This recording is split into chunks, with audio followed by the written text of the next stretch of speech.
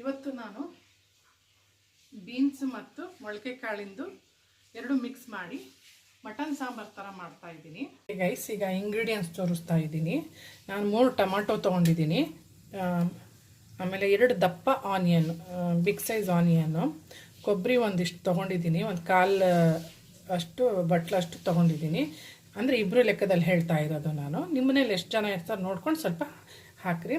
ಕೊತ್ತಂಬರಿ ತೊಗೊಂಡಿದ್ದೀನಿ, ಬೆಳ್ಳುಳ್ಳಿ, ಶುಂಠಿ, ಉಪ್ಪು, ಆಮೇಲೆ ಚಕ್ಕೆ, ಲವಂಗ ಒಂದು 5ರಿಂದ 6, ಇದು ಪೆಪ್ಪರ್ ಪೌಡರ್, ಕಾಳು ಮೆಣಸಿನ ಪುಡಿ.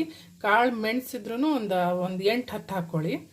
ಆಮೇಲೆ ಇದು ಮೊಳಕೆ ಕಾಳು, ಇಲ್ಲೂ ಇದೆ ಸ್ವಲ್ಪ, ಇಲ್ಲಿ ನೋಡಿ ಇಲ್ಲೂ ಇದೆ ಮೊಳಕೆ ಕಾಳು. ಇದು 2 ದಿವಸ ನೆನೆಸಿದ್ದು ಮೊಳಕೆ ಬಂದಿದೆ.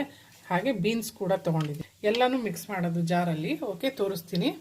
ಓಕೆ, ಅರಶಿನ ಒಂದು ತೋರಿಸ್ತಾ ಇದ್ದೀನಿ.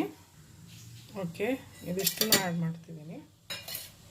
ಹಾಗೆ ಈ ಇಂಗ್ರೀಡಿಯೆಂಟ್ಸ್ ಕೂಡ. ಓಕೆ, ಎಲ್ಲ ನೈಸ್ ಪೇಸ್ಟ್ ಮಾಡ್ಕೊಂಡಿದ್ದೀನಿ. ಈಗ ಎಣ್ಣೆ ಹಾಕಿ ಫ್ರೈ ಮಾಡಿ 2 ಟೇಬಲ್ ಸ್ಪೂನ್ ಆಯಿಲ್ ಹಾಕಿದ್ದೀನಿ. ಈಗ ಇದು ಹಾಕ್ತಾ ಇದ್ದೀನಿ, ಮಸಾಲೆ ರುಬ್ಕೊಂಡು.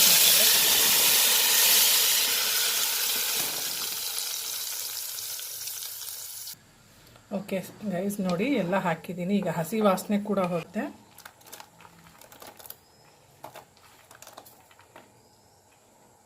ಮೊಳಕೆ ಕಾಳು ಆ್ಯಡ್ ಮಾಡ್ತಾ ಇದ್ದೀನಿ. ಓಕೆ, ಇದೊಂದು 3 ನಿಮಿಷ.